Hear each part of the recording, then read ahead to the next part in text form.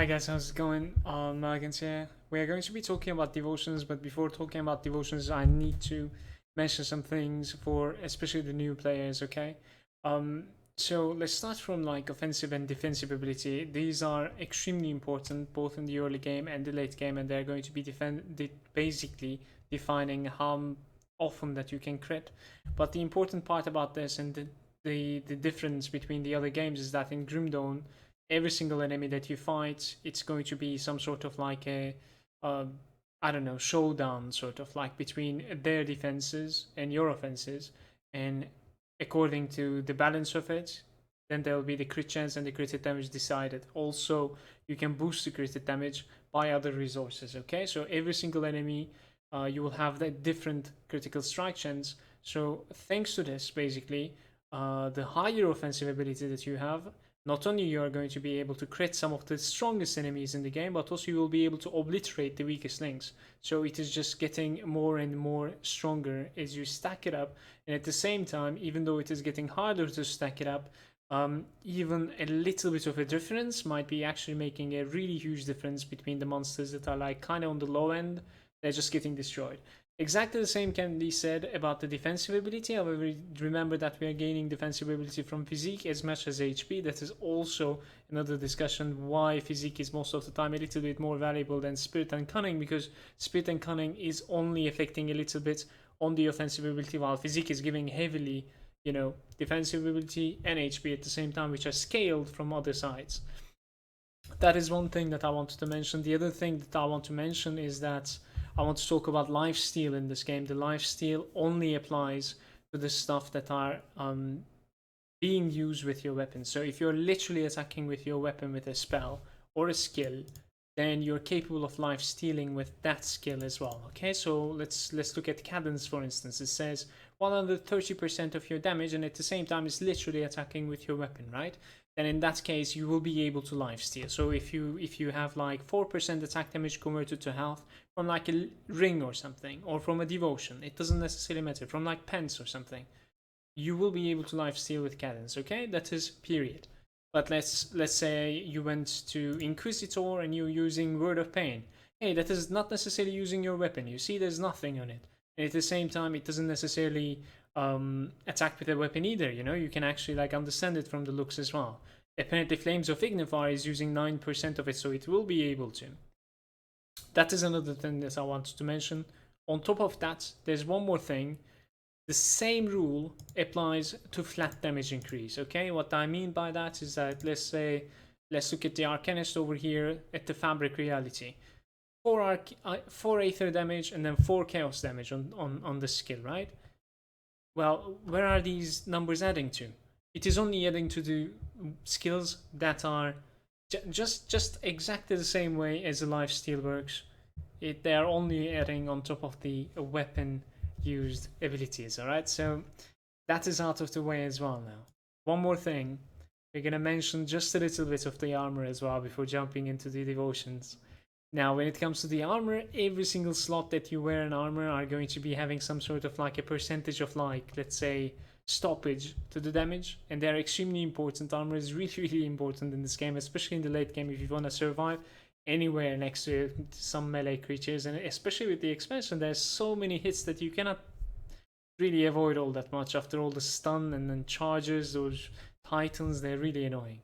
Um, that is another reason why physique is really important, because at the late game you kind of want to be able to wear the heavy armor pieces too. That being said though, when it comes to the armor, there's a belt slot that is not mentioned over here. And at the end of it, if you pay attention, it says bonuses on all skills and on non-armor pieces are added to all armor slots. What that means is that even though you have like a percentage, high percentage from your chest, and then a little bit lower percentage from your pants, and then from the gloves you have a little bit of a chance as well, and then all these are making your armor. However, your belt or like the bonuses that you get from like skills or devotions, they're all added to every single one of the pieces. So it's like improving. The higher the belt armor is, the higher your chest armor is. You understand? It's so weird actually. That being said, the armor stuff in the devotions are quite crazily important as well. That is why you can just kind of like make it more important. At the same time, the higher armor you have, the more armor absorption is going to be important. if you end up creating a character that's going to be using quite a lot of armor, I would definitely suggest you to try to get your armor absorption to maximum, which is like 100%. And you can easily do that if you're a soldier or with, I think there are a couple of devotions that is capable of increasing that. In worst case, even if you don't go for either one of them, you can put something called scaled hide, a component that is going to be increasing your armor absorption. Now, after all this explanation, let's jump into the devotions, and I cannot stress enough how important how beautiful the devotions are in this game, because like I don't think I would have played this game as much as I did if the devotions was not there, hence why I didn't play it as much on Titan Quest. But this game, just another level, like the devotions are putting just another level of like customizing in this game, in my opinion. Now first things first, okay, like what do you want in a character? Okay, I'm just going to be making up a lot of things, and I want to be able to just kind of teach you the logic behind it when I am building devotions, so that like it will be a little easy for you to make the devotions for the character that you're actually wanting, instead of like fucking following a strict guide. Because like if you're following a strict guide, then I don't think you should be watching this video either. I want you to be able to basically just build some good devotions for the character that I want you like good devotions for the character that you would like to play, let's say. Okay, now the first thing is there are some really valuable devotions or constellations, whatever you want to call them, that you might be considering in every single thing. Like what is, obviously this might be changing for everyone, but for me the most valuable right now is Bard's Harp right now, and I think we're about like 1 month into, well, it will take 2 weeks into the expansion. I think Bard's Harp is definitely the most valuable thing. It is not only giving you 110 offensive ability with the proc, also 110 defensive ability. So this is like not only making you more likely to crit something, but also making you less likely to be critted from the same enemy. At the same time, this applies to everything around you. This is really important. You don't need to put a debuff on them. You don't need to buff yourself. This is just a passive proc. And most of the time, these things, when it is important, it is up. What do I mean by that is that you don't necessarily transition from 2 trash monsters into an elite. Most of the time, how the fight starts is you start the elite and it procs. So it will be there when it is important. And this is just massive. Why is it massive? Because when I am building, I'll be talking about it more, but when I am building my devotions and when I'm building with my character, I try to maximize the offensive ability so that we get the most crit and most crit damage from everything. And this is a flat increase. It's not a percentage. It's not a passive small. It's 110 offensive ability flat increase for a certain amount of time, which is going to be boosting the others and every single percentile that we are going to be taking together. Now, this is one of them. The other extremely valuable thing is Kraken. But Kraken requires you to have 2-hander. So it's either melee or range. But if you ever play a character that is holding a rifle or a 2-hander melee weapon, you must be going for Kraken. There's no other way. I mean, there's a way, but like you're missing on too much. You can check it out. Now, other valuable things are the Chariot of the Dead is incredibly good. Behemoth 3 points, which is giving you the Giant's Blood, is incredibly good. Other than that, that might be going for everyone is like 4 points into Targo is considerably good. 1 point into Scales is really considerably good. 1 point into Empty Throne, good at any point of the game. 2 points into Obelisk is incredibly good. I think the start node is left or right. I'm not really sure. Where do you start from this? Yeah, I think it was 2 points, but you did understand what I'm trying to say. It is this 150 armor. Again, at the point that I made earlier, this 150 armor is adding on top of every single piece that you have. So it is huge. So it's like extra belt that had 150. My Explorer kind of bugged out. Browser, rather. We're gonna need to open it once again. There we go. So, I don't know. There's like more things. Now, I kind of forgot to mention something that is one of the topics that I wanted to talk about actually before jumping into the devotions, just realizing that. And I don't want to remake, but it is easy to cover. Now, at the same time, you know, you have like offensive ability to like pretty much like make a character more offensive. any type of build, it doesn't matter.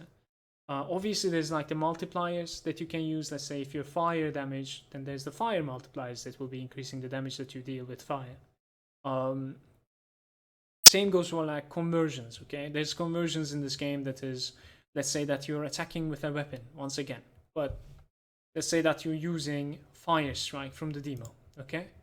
Let's read Fire Strike. It says 100% weapon damage, on top of that there's a flat fire damage, and on top of that there's percentage multiplier to your physical damage done. So what you could do with Fire Strike is that you could multiply the physical damage, you could multiply the fire damage, and you'll be having maximum fire and physical damage from Fire Strike, right? Or what you could do is just make it pure fire, and to do that you will need to convert your physical damage into fire damage. Now when it comes to conversions, the same rule apply to all that life steal and the flat damage addition. If you're attacking with your weapon, it is going to be using your weapon's damage, therefore it's going to be either dealing physical or piercing damage according to the percentage of pierce on the weapon. But what you could do is, instead of basically just dealing that physical, you could actually convert that physical from using components, having a specific weapon that converts it, and all these are additive, or maybe even like a passive spell. We could check it out from like Arcanist the End, for instance, physical damage converted to Aether, or physical damage converted to Elemental. Now, one thing that I should warn you about these conversions is that it works one way. It all converts at the same time. You cannot convert it twice. Always the conversions happen at the same time, so everything is converting just once. And at the same time, if you're dealing damage using a weapon again, you really want to be converting your damage into the thing that you're multiplying. So if it is fire damage that you're focusing, make sure that you're not converting your physical damage into something else, because you're actively nerfing your character in that case. So if you take a passive from somewhere that is like, let's say this one, even though we are focusing fire, 15% of our physical damage becomes Aether, then that is massively bad, because what happens is that before even the multipliers kicks in, we just wasted our 15% of our physical damage, and then that's gone, poof. Yes, it is Aether damage now, but we don't multiply Aether damage, so that's like the worst thing we can do. That is out of the way as well. There's too much to explain, but I'm hoping that you're bearing with me here. One last thing that I'm going to plug in here, just for the explanation to be a little bit better.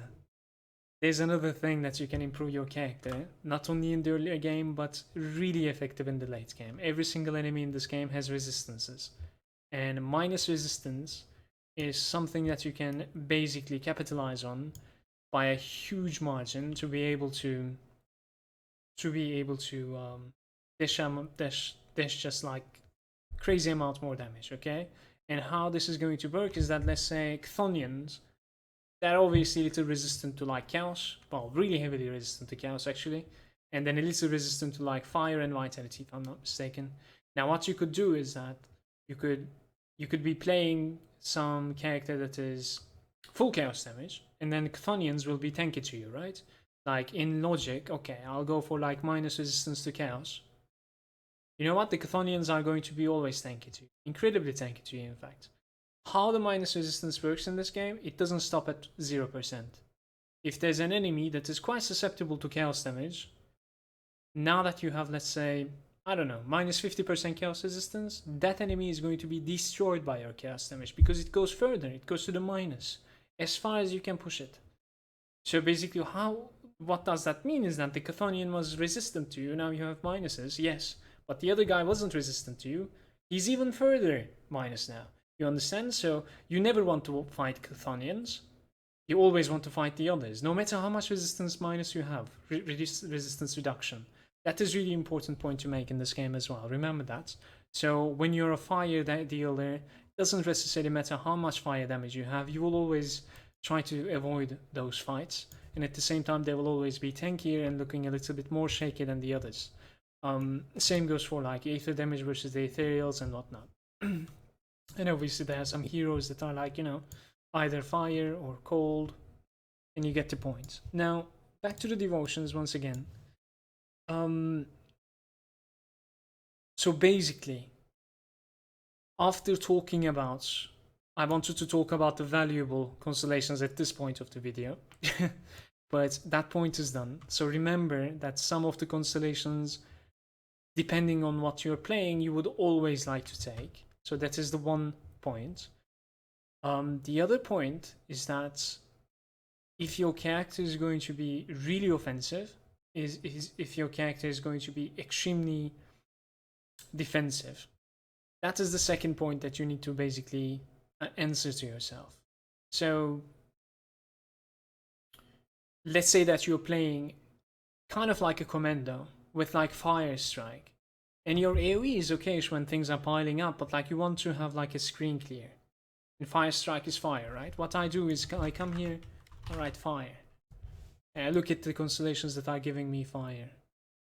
Okay, so there's Flame Torrent, there's Eldritch Fire, there's Meteor Shower, there's the Fissure, and now there's Phoenix as well, I suppose. I mean, obviously you can have the Aether Fire as well, but I think the Aether Fire is a little bit too early game. Now, let's say you were playing Fire Strike, as I said. You want a little bit of screen clear. How do we get it? We must go for Meteor Shower somehow, right? We must go for the Fissure somehow, because those are like massive AoEs. At the same time, with fire damage, we want fire resistance minus, right? So this is one of those. The other thing is, are we dealing with weapon? Fire strike and melee weapon, yes. Then Viper is a must pick up as well. Just a small plugin, again, with the minus resistances.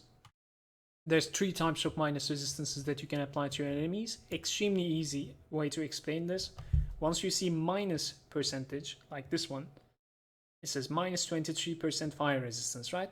You can get as much as this as you want. So basically you can get another spell that is giving minus 15 fire percentage, and that's okay. It will be additive on top of this. But let's look at Viper here. You can only have one of this. This is not a minus. You see 20% reduced target's elemental resistances. So Viper will be kicking in at last, and this is only one. So if there was another one like this, it would not be applied because you already have Viper. It needs to be minus percentage, and it stacks. The third minus resistance option is the flat resistance reduction, which is like Elemental Storm. 32 reduced target's elemental resistances. That is the flat. There's no percentage, there's no minus. It's a flat reduction instantly. That is kicking it first. If I'm not mistaken, it is kicking first and the maximum one applies. So only one of them. So this one goes in, and then the minuses goes in, and then Viper goes in alone. So let's start to make a fire melee fire strike character. Okay, and we are demo with soldier. Okay, so we are like gonna use fire strike, and I want everything to be fire. How do we do this? I was mentioning Bard's Harp being really valuable, right? I was mentioning Kraken being extremely valuable for 2-hand, right? And at the same time we are fire, so we need to get like minus fire resistance. And I said my screen clear wasn't so good, so I would like to have a lot of screen clear. Meteor Shower and Fissure is probably the best that I could get for the screen clear to be good. The Phoenix is not so bad either. And at the same time, I would like to have lots of crits all over the screen. So for that, we need offensive ability, right? We can check the offensive ability a little bit too. So the Chariot is it. Obviously the Bard's Harp will have it. Ah, the Hawk has it. Okay, okay.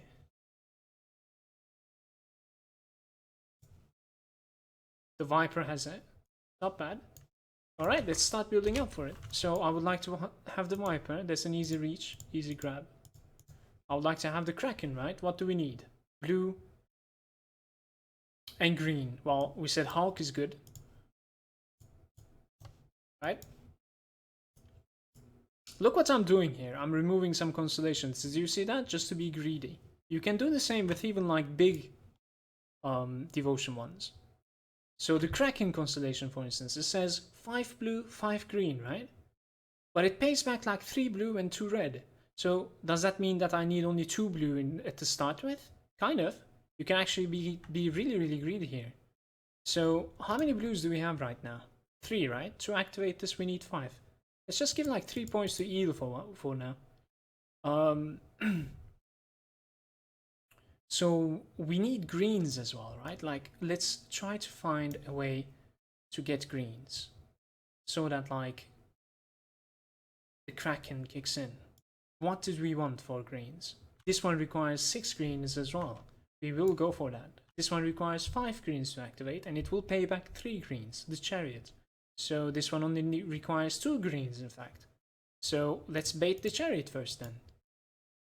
The chariot requires 5 purple, okay? So we need purple from somewhere. This one requires 6 purple. Let's start the purple.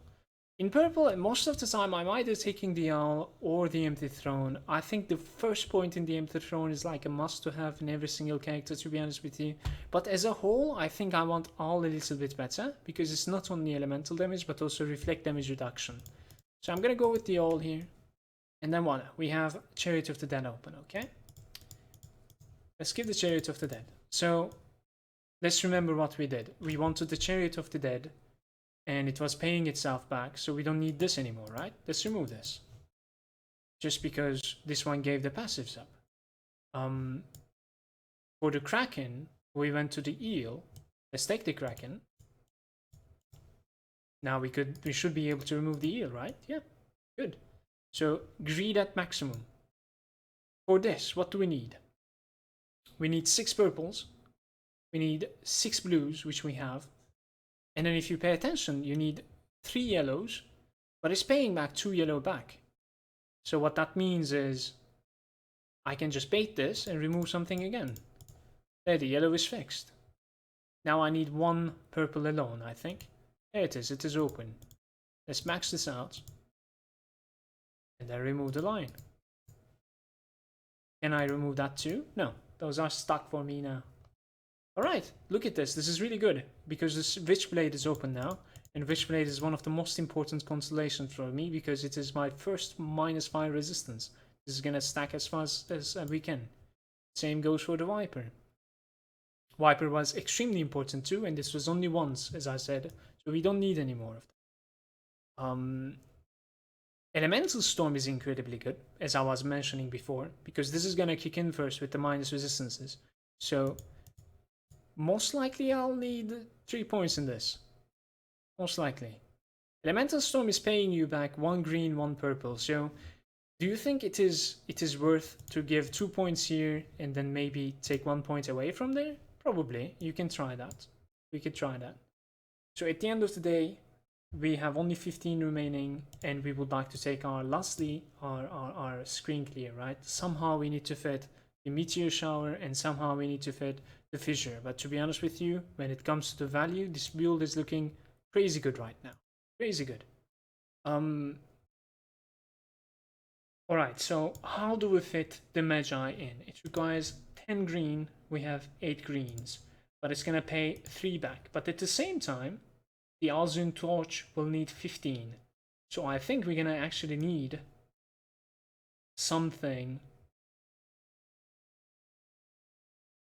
that is going to be there permanently. We cannot bait this anymore. That is what I'm trying to say. Let's see if we can fit this. Let's see if we can fit this.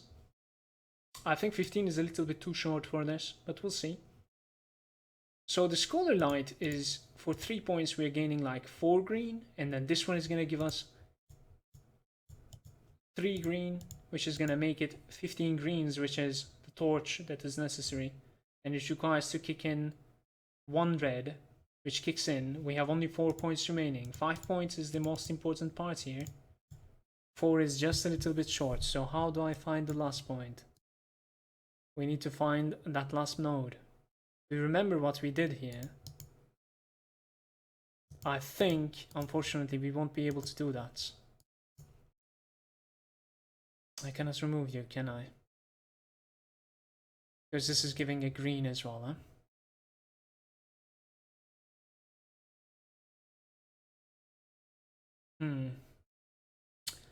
Well, brain lag here now.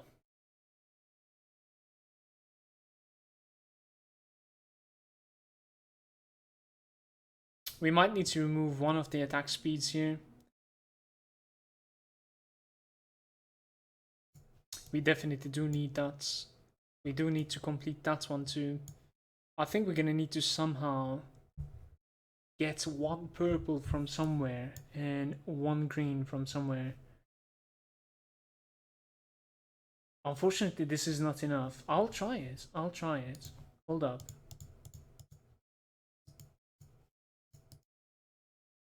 So, how are we sitting on now? Yeah, we're missing like 2 green, aren't we? We're missing 2 green, but the red is there. The purple is way too overkill for some reason now, just because of this. That one was 6, right?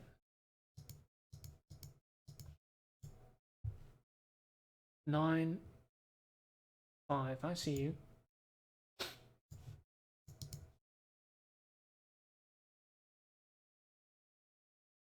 I think this is possible to do, but we will need to like remove the hog. In that case, I think we should be able to pull this off. It is 4 again. Look at this. It's so annoying, guys.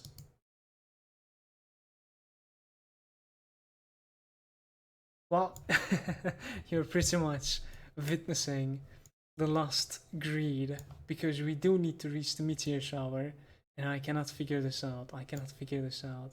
There is a way. There has to be a way.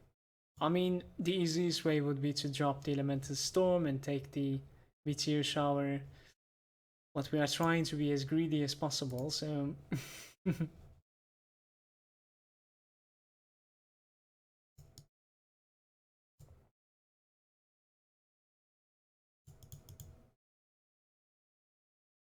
yeah, always 4 points, no matter what you do.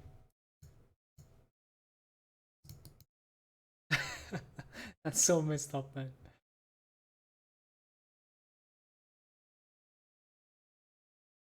Giving Toad is not gonna fix things, right? Like, what if you take Toad? Toad isn't too bad either, but I'm not a fan. I am not a fan. So what I was saying is that could we like take the Toad maybe, and then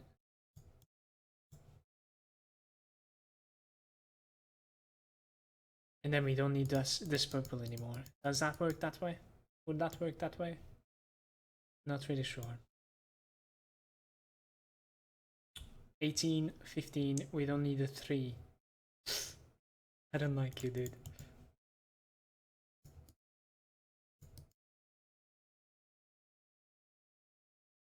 Seven, 5, no. No matter what I do, I cannot fit in. Maybe I did now? I think I did now, actually. Alright, so what is the trade here? The owl is gonna, huh? But to be honest with you, this is amazing. What you could do now, when this constellation is over, what did we drop? Let's see. From the start of the constellation, we have dropped like elemental resistance from here. Just a personal plugin here. Elemental resistance most of the time. In the late game, it's not so good. In the early game, really good to take from constellations. Why? Because while in the early game, you don't want to be worrying about, oh, how do I fix this resistance? How do I fix that resistance? But while in the late game, you want to be as greedy as possible from the devotions and get the maximum offense or something. You know what I mean? Most of the time, that's what I do. So this character, our Demo Soldier Commando, is incredibly offensive, in fact. You could change some stuff. For instance, if you feel that this is not as valuable as I'm putting it to be, might be the case. You might remove these 3 points and you might put them over here. This is going to make you incredibly more tankier. Incredibly more tankier. Maybe this is even better, to be honest with you. Those 3 points, you can still remove them and take something else. You know what? This build up, like this build ended up becoming magical, to be honest with you, just for the reason of value as well. Like in the crossroads, there are only 2 nodes that are really valuable, and that is red and yellow, which we have ended up taking. Definitely. It's funny, this build.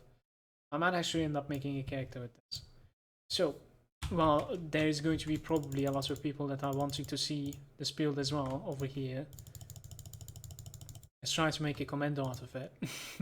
I really hope that you enjoyed how to make devotions, and I hope that this is going to be making it a little bit easier on you, how to come up with devotions for your own. But I think if I don't finalize this build, I'm going to be getting a lot of comments in the chat. So let's finalize it. Increases armor absorption and reduced stun duration. This Scars of Battle is incredibly important. I am going to be putting points in the spec that are going to be showing you the number that you want to end up with. But at the same time, that doesn't necessarily mean that is the amount of this is the amount that you're supposed to be spending in it either, okay? So what I mean by that is that you see, for instance, you see this is 12, but you're gonna, at the end game, you're gonna have some items that are giving you +1 soldier. So this is gonna become 13 out of 12.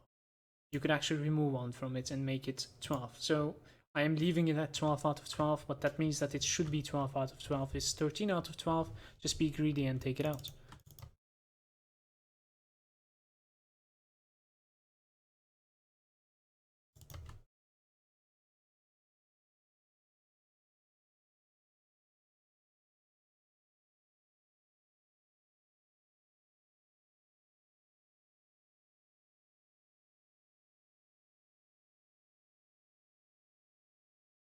That's 11. It's the most valuable 11 in the game. That needs to be staying at 8. You can go further, but it drastically drops in value.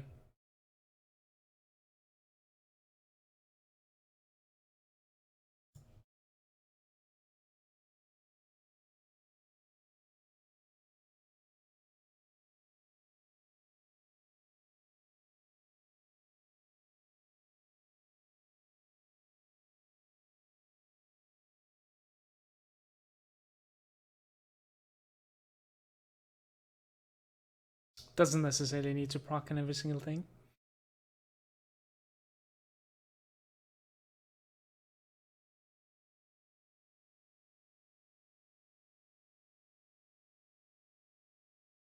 At this point, I think you're out of pretty much points. But I would say with good gear, you're gonna have more points. So you could definitely do it like this, and then you could go a little bit fighting spirit, a little bit menhir. That kind of like depends on how strong your character is. We could go over the spec just a little bit as well. Basically, you charge in. Most likely Blitz is gonna have this. So Blitz is gonna kick the meteor shower. And then you most likely will shout to spread the Eldritch Fire, minus resistance to everyone.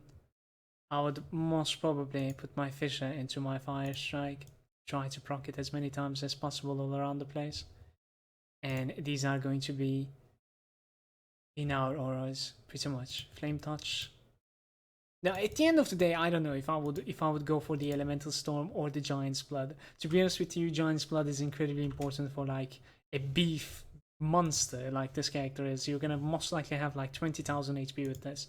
Let me know if you end up building something like this and you're enjoying it, okay? This is interesting. Let's see, and then let's put this to Olaron's Rage, okay? We're good. I think we're good.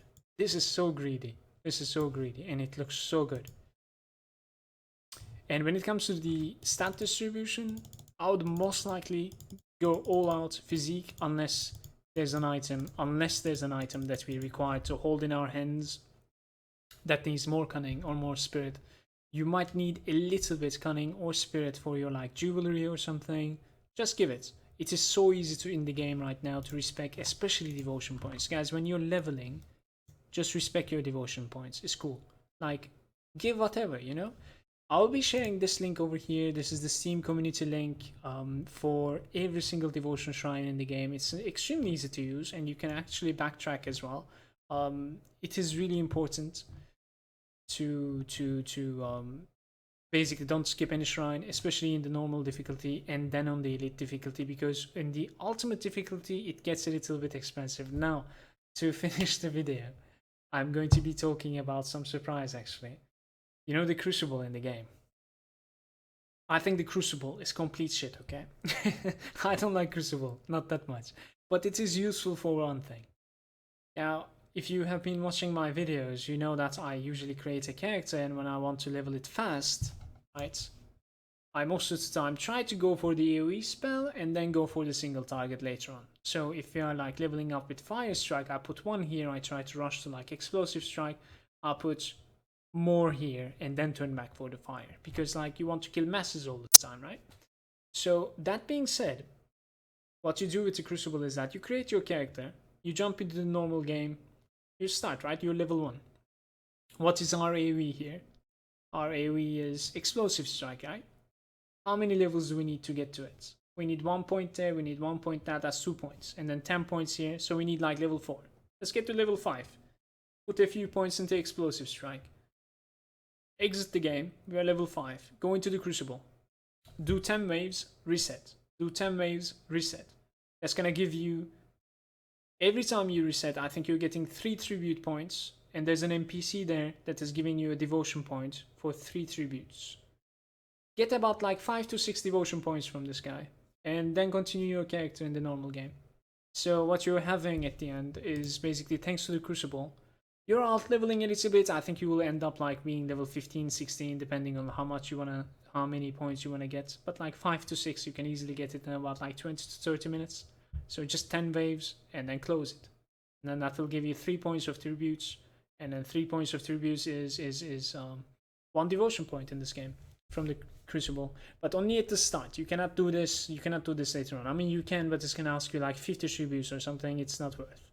But for a new character, it is. You will get like head start, and thanks to that, you'll be able to say, well, I don't need to craft a relic in Ultimate to get this devotion. I'm already done. Or you can just be a little bit more selective when it comes to devotion shrines that you would like. I think I'm done. I'll like there's a lot of things to talk in Grim Dawn, and it is incredibly good when it comes to like theory crafting and building a character. I already had a Commando pre-expansion a couple of weeks back. I died with him to Ultimate Mad Queen while waiting for the expansion. It was looking something like this. I do remember some of this stuff, but I think this is looking a little bit different, if I'm not mistaken. So I might actually go ahead and like create this on stream as well. Feel free to join me on the stream. I most of the time stream. I try to make as much content to YouTube as possible, and I hope that you guys enjoyed the video. Cheers for watching. I'll catch you later on. Peace out, dudes.